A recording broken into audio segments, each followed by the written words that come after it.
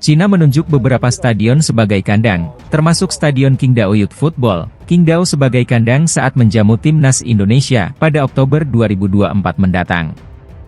Selain itu, Cina pun menunjuk Stadion Dalian Souyuan Football untuk laga kandang menjamu Arab Saudi pada September 2024 mendatang. Pilihan dua stadion ini memang tak mengejutkan karena Cina seringkali berpindah-pindah stadion. Dikutip dari laman Shandong Cina, Federasi Cina menunjuk venue-venue di 10 kota berbeda sebagai tuan rumah di kualifikasi Piala Dunia 2026 zona Asia. Namun AFC baru menyetujui Stadion Dalian Souyuan dan Stadion Qingdao Youth Football untuk menjadi stadion kandang Cina.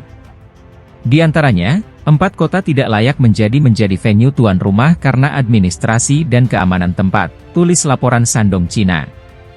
Stadion yang memiliki jarak 6,5 jam perjalanan darat dari Beijing ini digunakan Cina bukan hanya untuk membuat Timnas Indonesia tidak nyaman, tapi juga untuk keuntungan Cina di mana pada FIFA Matchday edisi Oktober 2024 Cina akan menjalani lebih dahulu laga tandang melawan Australia.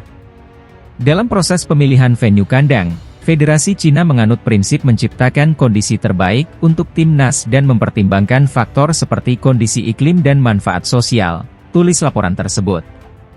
Stadion Qingdao pun dipilih karena memiliki kondisi iklim yang sama dengan kandang Australia saat menjamu Cina di Stadion Adelaide. Mengingat kondisi iklim dan suhu Adelaide pada Oktober, maka Timnas merekomendasikan kota dengan kondisi iklim serupa dengan Qingdao yang menjadi kota tuan rumah melawan Indonesia, tulis laporan tersebut. Timnas Cina mulai mempersiapkan diri jelang berlaga di putaran ketiga kualifikasi Piala Dunia 2026 zona Asia. Sang pelatih, Branko Ivankovic terus memantau perkembangan anak asuhnya.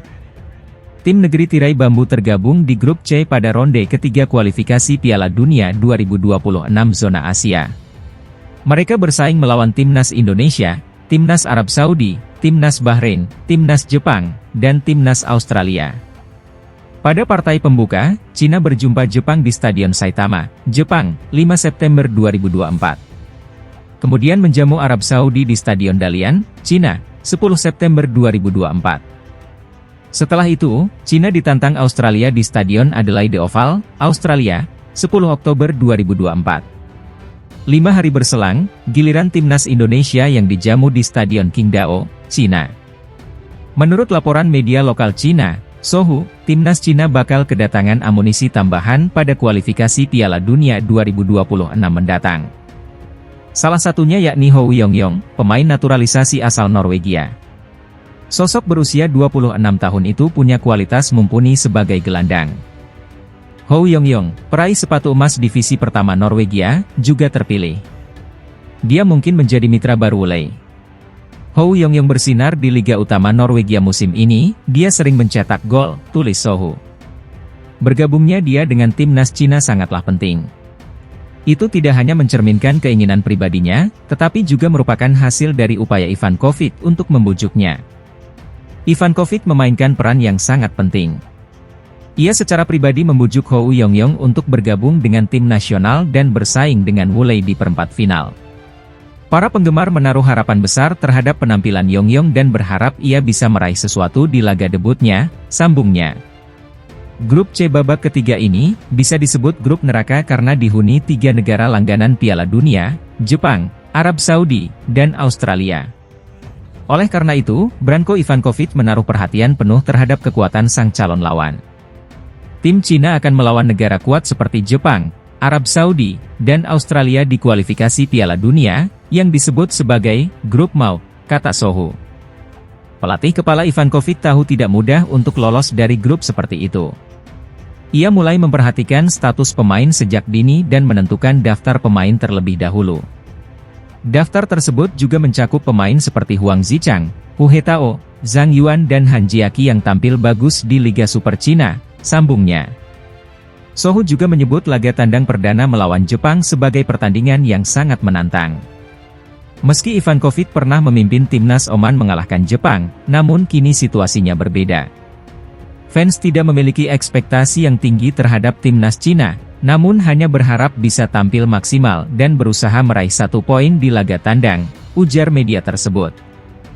Meski situasi suram, saya yakin semangat dan performa timnas Cina tidak akan mengecewakan ekspektasi media dan fans.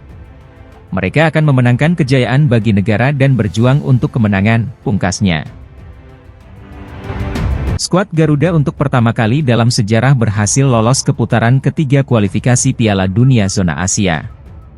Hal itu menyamai pencapaian Vietnam dan Thailand yang masing-masing jadi wakil ASEAN di putaran ketiga pada kualifikasi Piala Dunia 2018 dan 2022. Dia mengakui timnas Indonesia mengalami kemajuan pesat di bawah asuhan Shin Tae-yong yang menduduki kursi pelatih sejak 2019. Peningkatan ranking FIFA hingga melajunya Garuda ke event-event besar seperti Piala Asia 2023 telah jadi bukti nyata. Namun, berkaca kekuatan Garuda saat ini, timnas Indonesia dianggap harus membuktikan diri. Putaran ketiga kualifikasi Piala Dunia 2026 Zona Asia dianggap bakal jadi ujian sekaligus wadah membuktikan hal itu. Harus diakui memang level kita masih seperti itu.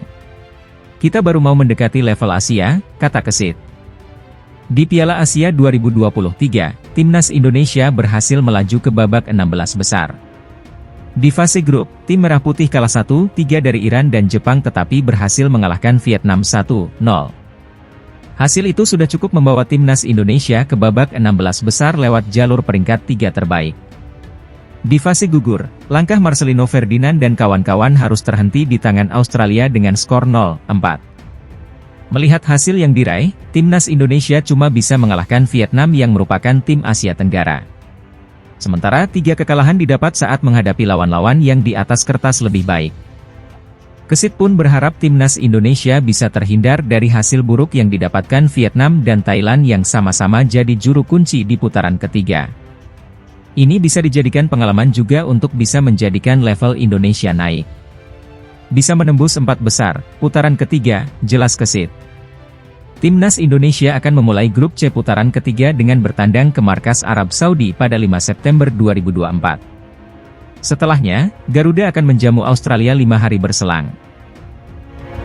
Jelang ronde 3 kualifikasi Piala Dunia 2026, timnas Indonesia masih mencari pemain naturalisasi untuk memperkuat skuad Garuda.